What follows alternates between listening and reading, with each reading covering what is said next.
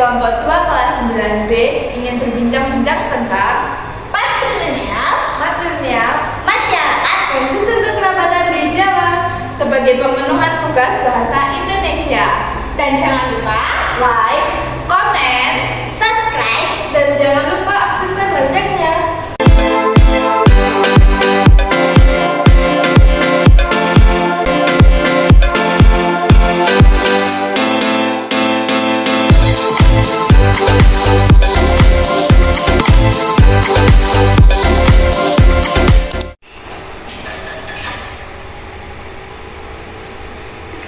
Sekarang aja nggak sih panggil tamunya?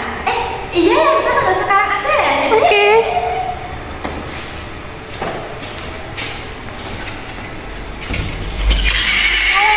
Halo.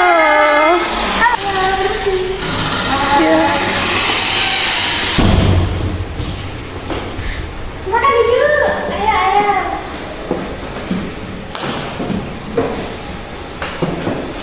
Oke, jadi sebelum kita mulai, bolehkah saya mengenalkan diri dulu? Tentu saja boleh. Oke, jadi mulai dari kanan ya. Kamu siapa namanya? Saya Elvi. Ini Saya Melaika dan saya Nisa. Halo. Halo. A few moments later. Oke, jadi kamu Elvi, kamu Laika, dan kamu Keisa. Hari ini kita mau bahas apa sih sebenarnya? Kita mau membahas soal matrilineal, dan sistem kekerabatan di Jawa. Oke, patrilineal, matrilineal, dan sistem kekerabatan di Jawa. Iya. Kalau boleh saya tanya, matrilineal itu apa sih, Keisa? Nah, secara sederhananya menurut KBBI, matrilineal adalah semacam garis keturunan yang diturunkan dari garis keturunan wanita. Jadi matrilineal itu terdiri dari dua bahasa, yaitu mother yang artinya ibu, linea yang artinya garis. Jadi matrilineal adalah garis yang diturunkan dari garis ibu. Matrilineal adalah garis keturunan yang diturunkan dari garis keturunan ibu. Iya benar. Sepertinya kalau saya dengar nih, matrilineal itu agak jarang ya dipakai di suatu suku. Iya. Kalau boleh tahu, suku di Indonesia itu apa aja sih yang memakai sistem ini? Nah, fakta menariknya di Indonesia ada beberapa suku yang menggunakan paham matrilineal.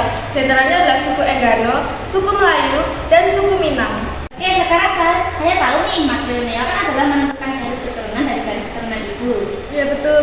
Kalau patrilineal apa sih, Laika? Patrilineal berasal dari dua kata bahasa Latin, yaitu pater yang berarti ayah dan linea berarti garis. Jadi sistem kekerabatan patrilineal, kedudukan laki-laki dianggap lebih tinggi dalam sebuah keluarga, sehingga mereka akan mengharapkan kehadiran anak laki-laki dibanding perempuan.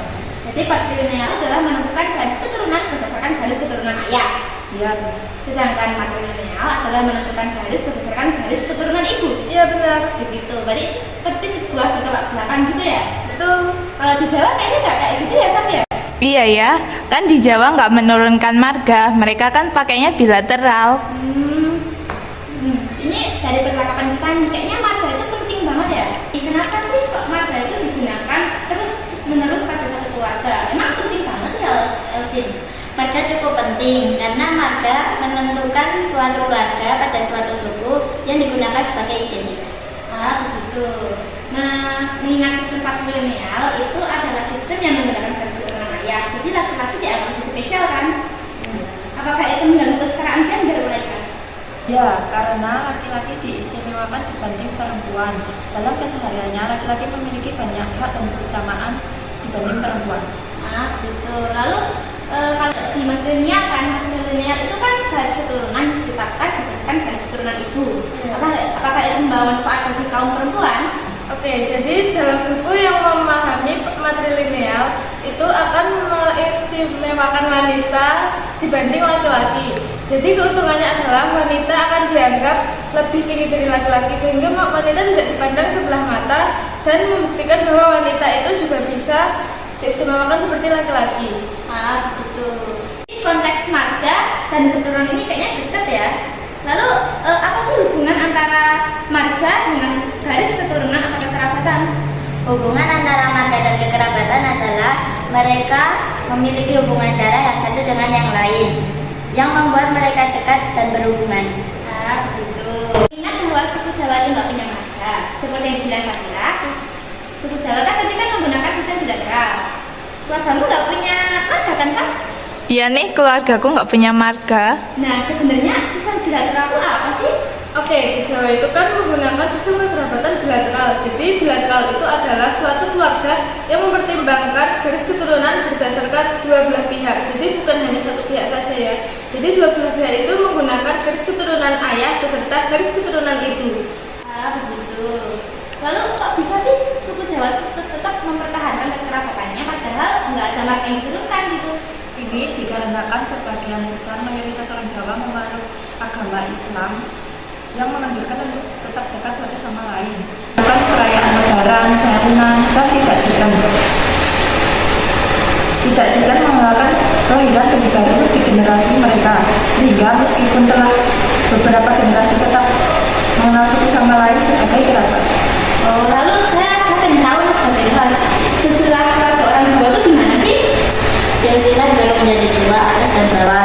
Atas, ayah atau ibu, simbah, buyut, canggah, wareng, utek-utek, gantung siwur, gerobak sente, tembok bosok, gali asem.